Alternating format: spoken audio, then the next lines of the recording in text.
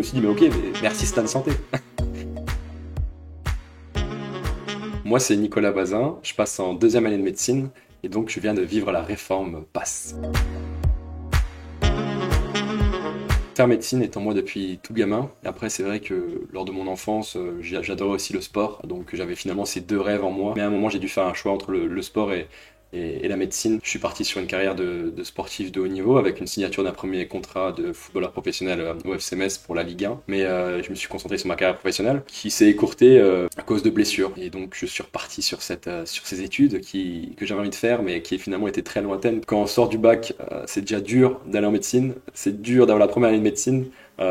Et moi j'avais arrêté l'école pendant 3 ans. Comment je vais faire pour valider cette année de médecine où je ne peux pas redoubler? Je dis pas que c'était mission impossible, mais en tout cas c'était un peu comme l'Everest qui se présentait face à moi et finalement j'ai réussi à monter cette fameuse montagne grâce à évidemment une forte motivation, mais aussi un accompagnement qui a été vraiment exceptionnel pour moi. Je suis rencontré la prépa Stan Santé sur un forum, aux réactions, et tout de suite ils m'ont accueilli. Je les ai vraiment sentis présents, pas vendu du rêve. Ils m'ont dit que ça allait être très compliqué parce que je venais de très loin, mais ils m'ont proposé des choses. Naturellement, je me suis dirigé vers cette prépa parce que j'ai senti vraiment un esprit familial. On a des livrets de cours en 24 heures. On a un accompagnement tous les jours, 24 heures sur 24, c'est-à-dire qu'on peut poser des questions sur les forums, on est répondu en 24 heures. On a des concours blancs toutes les semaines.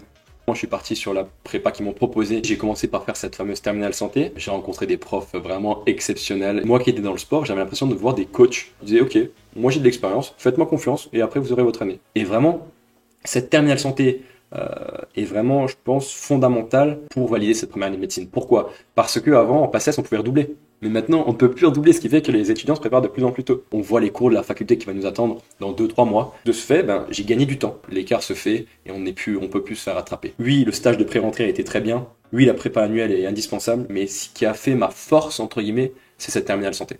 Honnêtement, cette terminale santé, pour moi, est indispensable. Si mon parcours peut inspirer, c'est génial. Parce qu'on ne peut pas partir, entre guillemets, en toute humilité, partir de plus loin que moi, ou de plus bas que moi. Et je suis arrivé en première année de médecine bien plus préparé qu'un simple lycéen qui sort d'une terminale scientifique. Alors ok, il avait des bases, il était très fort en mathématiques, mais là tu prépares un concours, c'est pas pareil. Pareil, c'est une compétition, c'est pas des contrôles tous les week-ends. Il faut la préparer, il faut écouter, et il faut surtout faire confiance. Alors l'année de passe, oui, c'était dur mentalement parce que c'est long, parce que il y a beaucoup de concurrents, mais j'ai pas trouvé ça si compliqué parce que j'ai été bien accompagné.